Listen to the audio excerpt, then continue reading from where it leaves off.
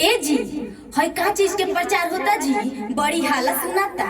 अरे तारा पता नहीं खे? ना जी। अरे अपने भाई प्रदीप प्रसाद यादव एबरी उहे के मुखिया पद के प्रत्याशी के रूप में आइल बानी। अच्छा अच्छा, हो बबलू भैया। हाँ। बड़ा नेक ईमानदार प्रत्याशी हैं जी। हाँ, और के जानदार चुनाव चिन्ह का मिलल बा? का मिलल बा? Bread toaster. अच्छा। ब्रेड टोस्टर जाना के ब्रेड वाला जन बनाला मशीनिया होला। हाँ हाँ। उहे मिलल बा। आ जानदारू अपना पंचायत पिहरा पश्चिमी में बड़ी खुशी के बात बा कि ऐसन ईमानदार कर्मशील संघर्षशील प्रत्याशी कोई अपना बीच आइल बा, बुझलू? हाँ जी, वो सही कहतानी।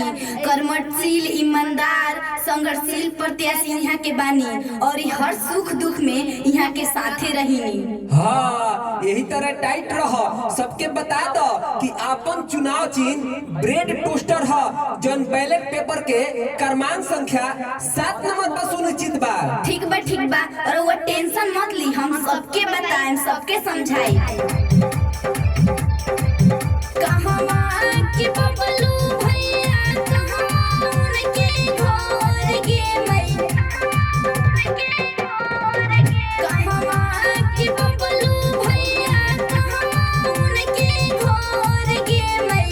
कहवा के जनता सब जी तावेला तैयार गे मई। कहवा के जनता सब जी तावेला तैयार गे मई। कहवा के जनता सब जी। पिहरा पश्चिम पंचायत के होवे उम्मीदवार गे मई। भुलाए के नहीं खे चाची, ब्रेड टोस्टर। पिहरा पश्चिम पंचायत के होवे उम्मीदवार गे मई।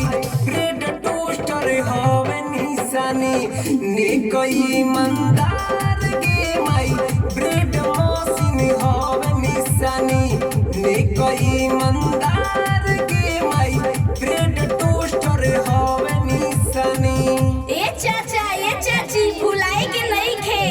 अपन चुनाव चिन्ह ब्रेड टोस्टर ह, जौन की क्रमांक संख्या 7 पर सुनिश्चित बा। याद रखे के बा बैलेट पेपर के 7 नंबर। बड़ी नमवा सुन ले ही हई हाथिन भैया इन सनवा गे मई।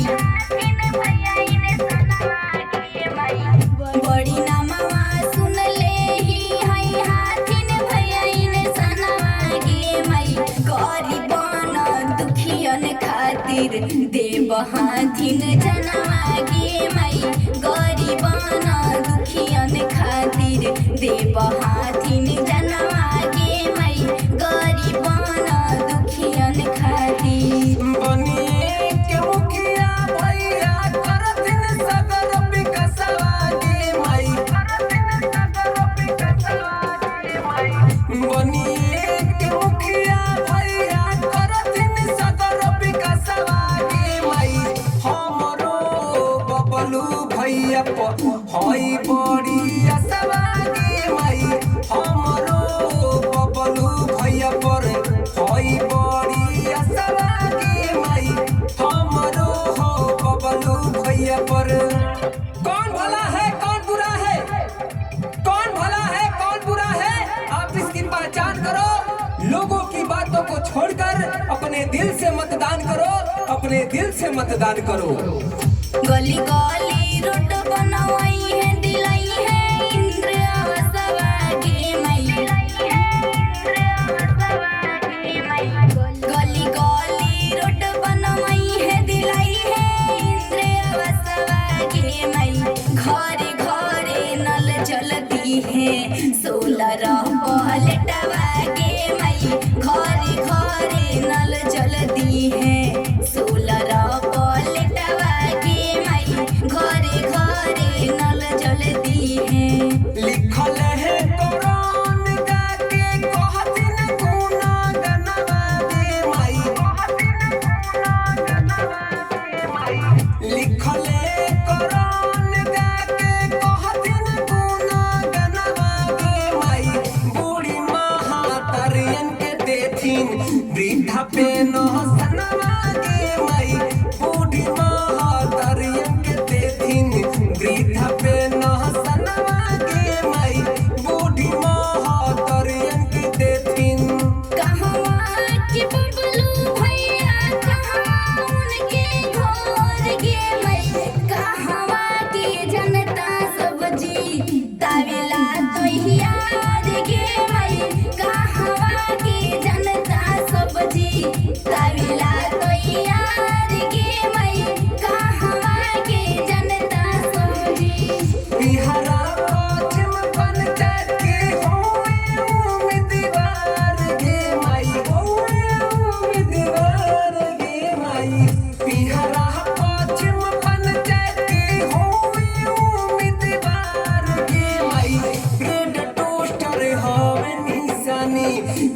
कई मंदार के माई ब्रेड मशीन हवे निशानी ने कई मंदार के माई ब्रेड टोस्टर हवे निशानी। हाँ तो अगर आप लोग को वीडियो हम लोग अच्छा लगा तो लाइक सब्सक्राइब चैनल को जरूर कीजिए। अगर उससे भी अच्छा बढ़िया लगा तो आप लोग चैनल को सब्सक्राइब करें, लाइक करें और प्रचार कैसेट बनवाना चाहें तो जरूर एक बार संपर्क करें। ये हमारी नंदिनी आर्या सिंगर बहुत ही सुंदर गाती हैं, एक बार इनसे बात कीजिए। नमस्कार, प्रणाम, मैं नंदिनी आर्या। आप लोगों को अगर ऐसा कैसेट बनवाना हो तो आप जरूर इस नंबर पे संपर्क करें। नंबर डिस्क्रिप्शन में दिया जाएगा, आप लोग उस पर कॉल कर सकते हैं। और धोखेबाजों से सावधान रहें, किसी के झांसे में ना आए, किसी के लोभ लालच में न पड़े और बेहतरीन से बेहतरीन प्रचार कैसेट बनवाने के लिए आप लोग जरूर संपर्क करें। आप लोगों के बीच एक मैं शायर मानना चाहता हूँ। तख्त बदल दो, ताज बदल दो, तख्त बदल दो, ताज बदल दो, बेईमानों का राज बदल दो। अरे कल किसने देखा है, अरे कल किसने देखा है, मौका मिला है आज बदल दो, मौका मिला है आज बदल दो। तो मेरे मित्रों, मेरे साथियों, आप लोग ध्यान दें और अच्छा लगे तो जरूर चैनल को सब्सक्राइब करें और प्रचार बनवाएं। जय माता दी।